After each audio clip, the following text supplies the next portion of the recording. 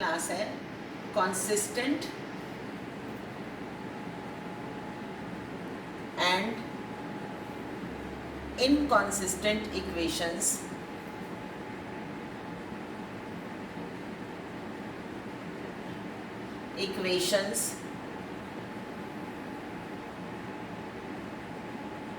in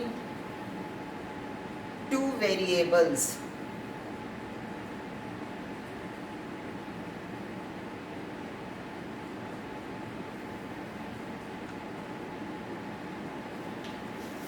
हमें ये पता है कि जब भी दो वेरिएबल्स वाली इक्वेशन होंगी तो उनको सॉल्व करने के लिए हमें दो इक्वेशंस चाहिए होती हैं, और उन इक्वेशंस का जनरल फॉर्मूला क्या है? a1x plus b1y is equal to c2, a2x plus b2y is equal to c2. It means x का कोफिशिएंट a1 फर्स्ट इक्वेशन में, y का कोफिशिएंट b1 और constant c1. Similarly second equation में x का coefficient a2, y का coefficient b2 और c2 is constant in the second equation. अब examples लेते हैं. मान लीजिए हमने एग्जांपल लिया x plus y is equal to 4 और दूसरा इक्वेशन लिया 2x plus y is equal to 5. हमने जब ये दो वो ली और अब हम जब इनका मान लीजिए हमने जैसे पिछली क्लास में किया था, हम इनका ग्राफ प्लॉट करते हैं. तो ग्राफ प्लॉट करने के लिए कम से कम 3 पॉइंट्स चाहिए होते हैं हमें. अब देखिए इसका, जैसे अगर हम इसके 3 पॉइंट्स लेते हैं तो टेबुलर फॉर्म में मैंने इसको लिखा 1 3 0 3 3 0 4 and 3 1. These are the 3 points. अब सेकेंड का, this is for the first. Second का अगर हम टेबुलर फॉर्म में बनाते हैं तो उसका क्या बनता है टेबुलर फॉर्म में? देखिए एक्स वाई इसका बनाएंगे तो 0 5. अगर हम x की वैल्यू 0 रखेंगे तो y की वैल्यू क्या आ जाएगी? 5 2 1 और तीसरा है 1 3. This is like second equation. तो अब जब हमारे पास 3 पॉइंट्स आ गए तो अब हम इनकी लाइन ड्रॉ कर सकते हैं. जब हम इसकी लाइन ड्रॉ करेंगे ग्राफ पे, इनकी लाइंस ड्रॉ करेंगे तो देखते हैं इनकी लाइंस कैसे आती हैं.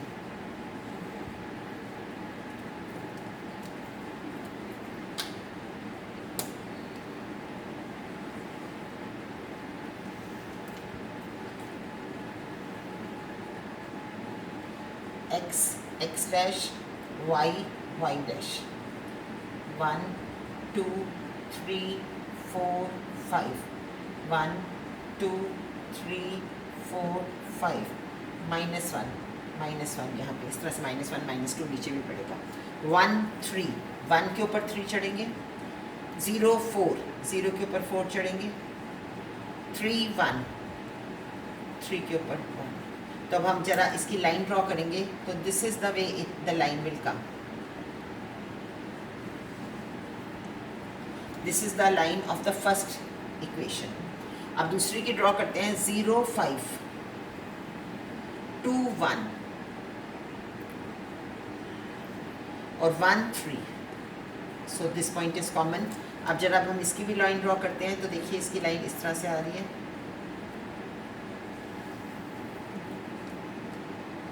अब जब ये दो लाइंस आ गई यहाँ पर तो हम देख रहे हैं कि ये दो लाइंस सिर्फ एक ही पॉइंट पे इंटरसेक्ट कर रही हैं. सो दिस पॉइंट जहाँ पे ये दोनों इक्वेशंस के लिए ये ट्रू है, that point is 1 3. It means x की वैल्यू 1 है और y की वैल्यू क्या है? 3. So x is equal to 1, y is equal to 3 is the solution. So it does not have too many solutions, it has just one solution. So इसका solution कैसा है? Unique solution. और ये equations जिनका solution निकाल सकते हैं, हमारे पास दो तरह की इक्वेशंस हैं, जो एक जिनका सॉल्यूशन निकाल सकते हैं और एक जिनका सॉल्यूशन नहीं निकाल सकते. जिन इक्वेशंस का सॉल्यूशन निकाल सकते हैं उनको बोलते हैं कंसिस्टेंट इक्वेशंस. कंसिस्टेंट इक्वेशन, इसका एक ही सॉल्यूशन निकला बट सॉल्यूशन तो है. So this is consistent equation. x की value 1, y is equal to 3. और इनका अगर ग्राफिकल रिप्रेजेंटेशन करते हैं तो कैसा आता है? Intersecting lines. Intersecting lines. अब देखते हैं क्या इसका इसके कोफिशिएंट से कोई रिश्ता है, जरा देखते हैं। अब जैसे इस वाले इक्वेशन में, फर्स्ट वाले में a1, b1 और c1 अगर हम लिखें, a1 is the coefficient of x, x का जो सामने है, x के सामने कुछ बचा सो कुछ भी नहीं है, पर जीरो नहीं है x के सामने, x के सामने क्या है 1, so a1 is equal to 1, b1 is equal to 1 and c1 is equal to 4, a2 is equal to 2, b2 is equal to 1 और c2 इज इक्वल टू 5। अब हमारे पास ये आ गए। अब जरा इसका a1 अपॉन a2 देखें तो that is equal to 1/2, b1 upon b2 देखें तो that is equal to 1, c1 upon c2 देखें तो 4/5। तो हम ये देखते हैं कि a1 और a2, a1 अपॉन a2 और b1 अपॉन b2 आपस में इक्वल नहीं है। So a1 upon a2 is not equal to b1 upon b2। जब भी कभी ऐसी कंडीशन आएगी जब a1 upon a2 is not equal to b1 upon b2 आगा, इक्वल टू का साइन ये है और नॉट इक्वल टू का साइन ये है। अगर कभी भी ऐसा आएगा तो इसका मतलब क्या होगा, वो दोनों इक्वेशंस का एक ही सॉल्यूशन होगा, मतलब यूनिक सॉल्यूशन होगा, इक्वेशंस कंसिस्टेंट होंगी, और अगर उनकी लाइंस को देखें तो वो लाइंस कैसी होंगी, इंटरसेक्टिंग लाइंस होंगी। ये हमारा फर्स्ट टाइप का हमने पढ़ लिया, हमारे पास है। अब हम एक और एग्जाम्पल लेते हैं। हमने लिया x plus y is equal to 3 और दूसरा एग्जाम्पल लिया 2x plus 2y is equal to 6। Again मैं इसके लिए टेबल बनाती हूँ, टेबुलर फॉर्म में देखती हूँ कि इसके क्या सॉल्यूशंस हैं। x y, अगर मैं 0 लूँगी तो 3 आएगा, 1 लूँगी तो 2 आएगा और 2 लूँगी तो 1 आएगा। फर्स्ट वाली इक्वेशन का ये टेबुलर फॉर्म में इसके सॉल्यूशंस हैं डिफरेंट। ये 0 जो x की वैल्यू 0 है ये मैंने अपनी चॉइस से ली, तो y की वैल्यू अपने आप 3 आ गई। अगर मैं सेकंड का बनाती हूँ, आप वैल्यूज रख के अपने बना सकते हैं। सेकंड का बना रही हूँ मैं यहाँ पे। जब मैंने सेकंड का बनाया तो तब मैंने क्या देखा, x की वैल्यू अगर मैंने 0 रखी तो y की वैल्यू आ रही है 3, अगर x की वैल्यू मैंने 1 रखी तो ये इसकी वैल्यू आ रही है 2, अगर मैंने इसकी वैल्यू 3 रखी तो इसकी वैल्यू आ रही है 0। So this is the tabular form of the second equation. अब जब मैं इसका भी ग्राफ प्लॉट करती हूँ तो जरा देखते हैं इसका ग्राफ कैसे प्लॉट होता है।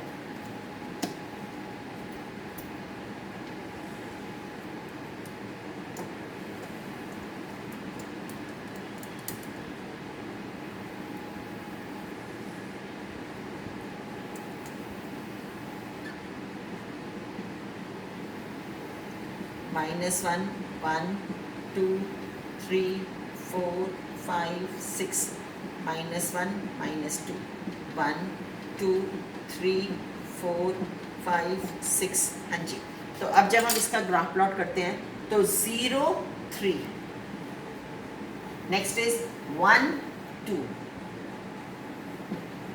Next is 2 1। सो ये जो ग्राफ प्लॉट होगा वो इस तरह से ग्राफ प्लॉट होगा।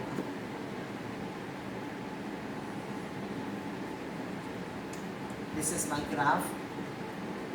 This is the line of the first equation. Similarly, जब मैं इसकी दूसरे की कर रही हूँ तो 0 3 again same point, 1 2 again the same point, 3 0 वो भी इसी लाइन पे आ रहा है। So दूसरी लाइन भी जो ड्रॉ हो रही है वो कहाँ पे हो रही है, वो भी इसी पे हो रही है। So दो लाइंस एक ही जगह पे मिल रही हैं। इसका मतलब इन लाइंस पे जितने भी पॉइंट्स हैं, और एक लाइन पर कितने पॉइंट्स होते हैं, इनफाइनाइट पॉइंट्स होते हैं, मैनी पॉइंट्स होते हैं, इनफाइनाइट अनकाउंटेबल पॉइंट्स होते हैं। सो इस लाइन पे जितने भी छोटे छोटे पॉइंट्स आ रहे हैं they are all the solutions of this system of equation. मतलब ये जो दो इक्वेशंस हैं उनका सॉल्यूशंस इनफाइनाइट है। तो हमारे पास क्या सॉल्यूशन है उसका, इनफाइनाइट सॉल्यूशन। सॉल्यूशन कैसा है, इनफाइनाइट। तो हमने ये बोला कि जिन इक्वेशंस के सॉल्यूशन निकाल सकते हैं उन्हें क्या बोलते हैं हम, कंसिस्टेंट। तो अब इसके एक नहीं, इसके तो बहुत सारे अनेकों निकल रहे हैं। तो एक निकले या अनेक निकले, इसका मतलब सॉल्यूशन तो निकाल सकते हैं ना। तो ऐसी इक्वेशन को क्या बोलते हैं? Consistent equation.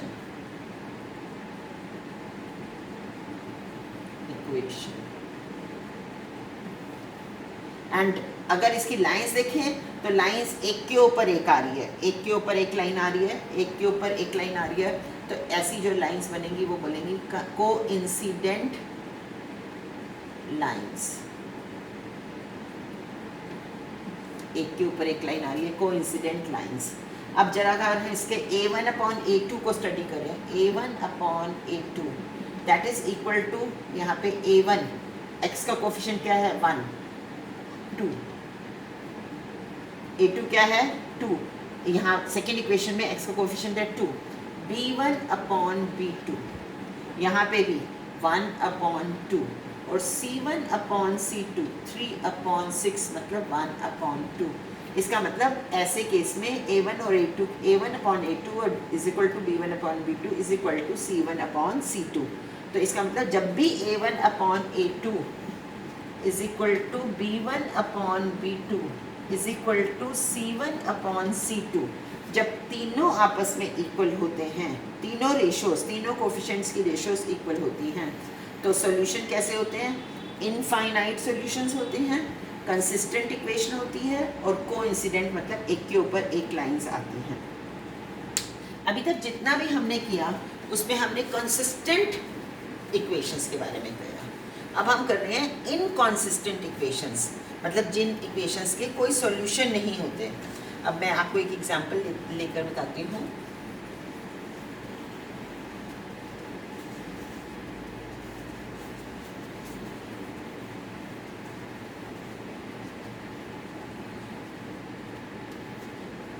अब हमारे पास एक है x + y = 5 and x + y = 7, ये इक्वेशन ली। अब जब मैं इसका पॉइंट्स निकालती हूँ, मान लो 3 पॉइंट्स निकालने हैं मुझे, x y, 1 लिया तो 4, 4 लिया तो 1, 2 लिया तो 3, क्योंकि दोनों को मिलाकर 5 बनना है। ये this is solutions of the first. Second वाले का किया मैंने,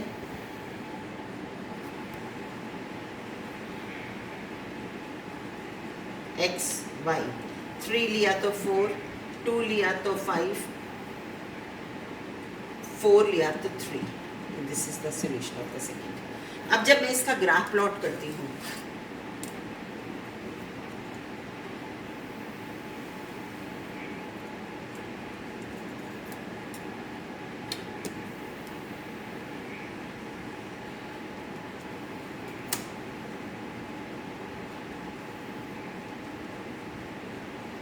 वन 2 3 4 5 6, 1 2 3 4 5 6 7, -1 -2 -1। अब देखिए 1 4 4 1, नेक्स्ट है 2 3। अब जब हम इसका ग्राफ प्लॉट करते हैं तो इसका ग्राफ कुछ इस तरह से आता है।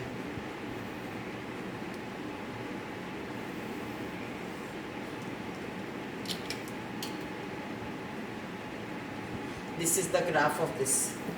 जरा नेक्स्ट का देखते हैं, 3 4, 3 के ऊपर 4, 2 5, 2 के ऊपर 5। अब जब हम इसका ग्राफ प्लॉट करते हैं तो इसका ग्राफ कुछ इस तरह से आता है। अब जरा इन दोनों इक्वेशंस को देखो, ये इक्वेशंस जो दोनों लाइंस को देखिए, तो ये लाइंस आपस में पैरेलल जा रही हैं। पैरेलल जा रही है मतलब कभी मीट नहीं करेंगी, इधर बढ़ा लें इधर बढ़ा लें, ये कहीं पे भी मीट नहीं करेंगी। When the lines are parallel it means इसका कोई सॉल्यूशन नहीं है, नो सॉल्यूशन।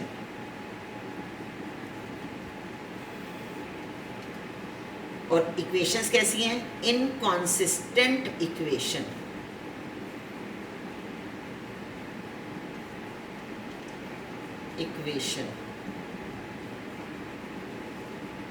और इसका ग्राफ देखें अगर, तो पैरेलल लाइंस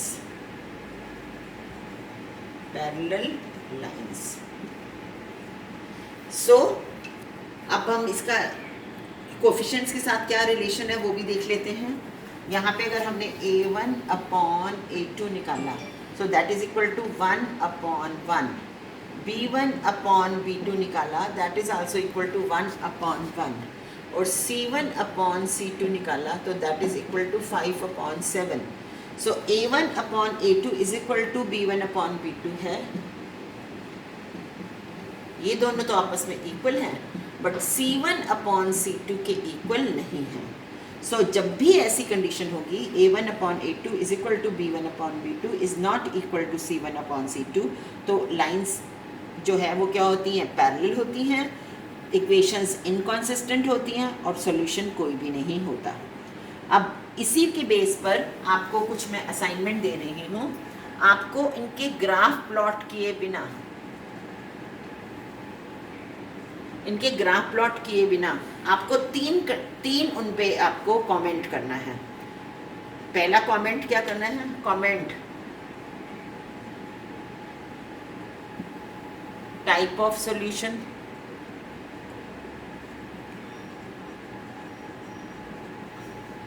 ठीक है। सेकंड आपको कमेंट करना है टाइप ऑफ इक्वेशन,